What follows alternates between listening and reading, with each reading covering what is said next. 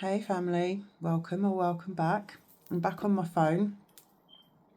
Just recorded a message which was coming through and my Chromebook has not saved the video again. This is a repeated pattern this week. So I'm coming on to record it again. I'm not going to allow this booky energy to prevent the message, right? Or to stop the connection. Got the frankincense and myrrh going, firing up the purification energy. So there's a message coming through around how we protect our energetic field. Oh my God, this smells divine. Wow. So we want to be protecting from respect and not fear. There was a memory coming through of when I was in Bali 2019 and someone lent me the book Many Lives, Many Masters. You might have read it, it's brilliant. But in one of the channeled pieces, there was a message around your light, not keeping your light in groups, communities of other light workers. And at that point, I'd been on this journey about 5 years, but it was very much 1 foot in, 1 foot out. I was on a healing journey, but I wasn't fully embodied. I was still in the corporate world. It was more like a hobby. It was my own personal journey. You know, it wasn't like it was kind of on the side, even though I'd had a great, I'd done a lot of things and learned a lot of stuff, but it was kind of still compartmentalized in my life. It wasn't all aligned. And I realized that actually, unconsciously, I'd been doing that a little bit. Like when we first start healing, there's a necessity in a way for us to look at the negativity in our life, where we are in spaces and places and relationships where maybe we're not honored or it's kind of not a match for us in that way. And that old negative consciousness, right? So for a while, we kind of have to draw back, really consider that. And from there can be a sort of habit of keeping your light in certain groups. So it's only with your community, in your workshops, with other brothers and sisters who are on the path.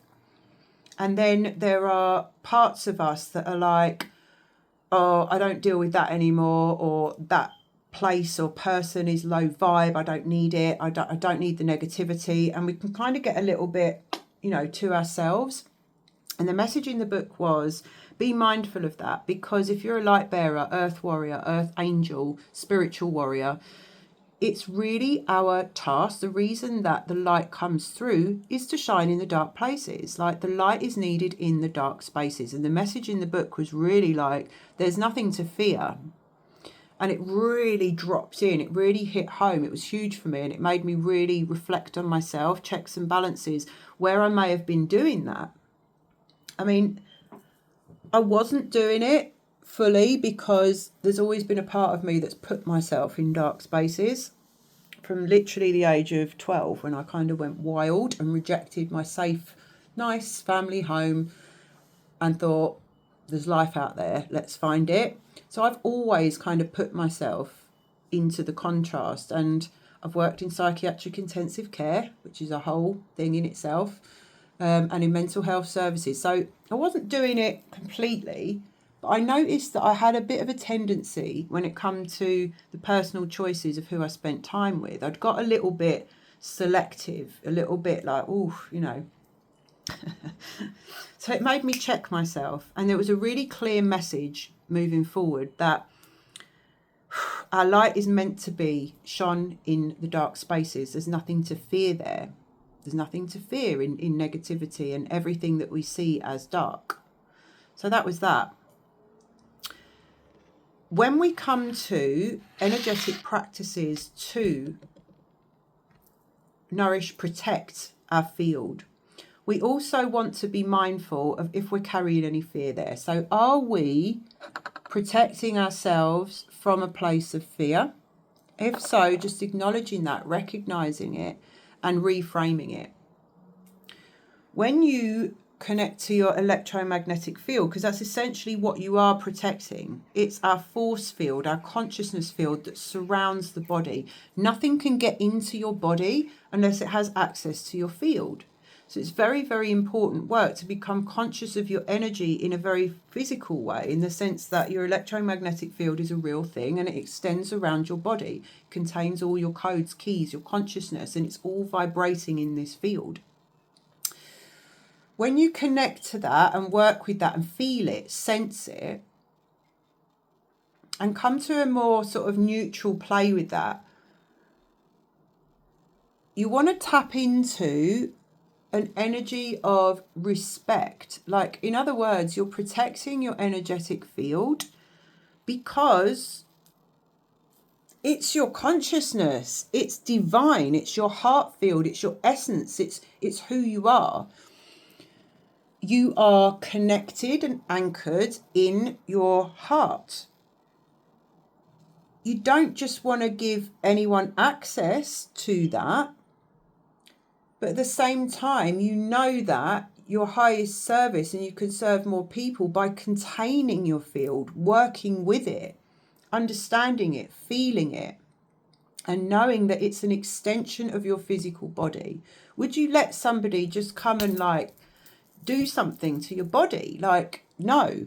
We have to start to feel ourselves as bigger than the physical body. You extend so beyond. You're the force field of your heart, magnetism. It's so powerful. So that's what we're protecting, your very essence, where your consciousness resides. And that is protection because you respect that, because you respect yourself, because nobody should have the right to just dig into that without your consent or awareness. So it's more like a sovereign self-respect, which is self-love. Love isn't light and fluffy.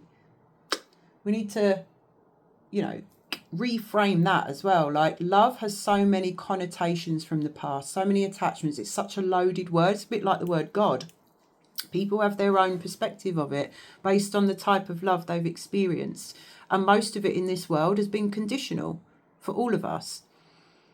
So when we talk about self-love, what we're really talking about is self-respect, dignity, true care and tenderness towards self, because you know that you're divine, because you know that you are this radiant consciousness, right? So knowing there's nothing to fear in the dark spaces, it's just where we've come from, and some people are still there. There's nothing to fear. When we remove the fear in that way, by dismantling it, seeing it for what it is, and knowing that we're safe because we are contained within the awareness of self, the truth of self, then we can go anywhere. We can go into any space.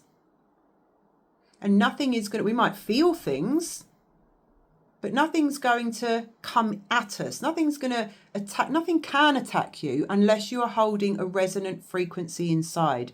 Fear attracts the fear.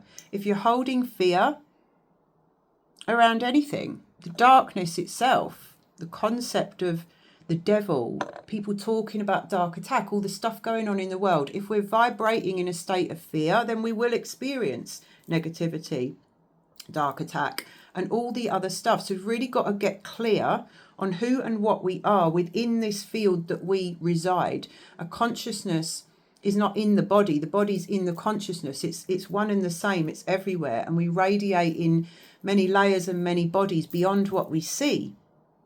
So when we work with that and get comfortable there and know ourselves in truth, we come to protection and cleansing practices with an energy of self-respect, not from fear.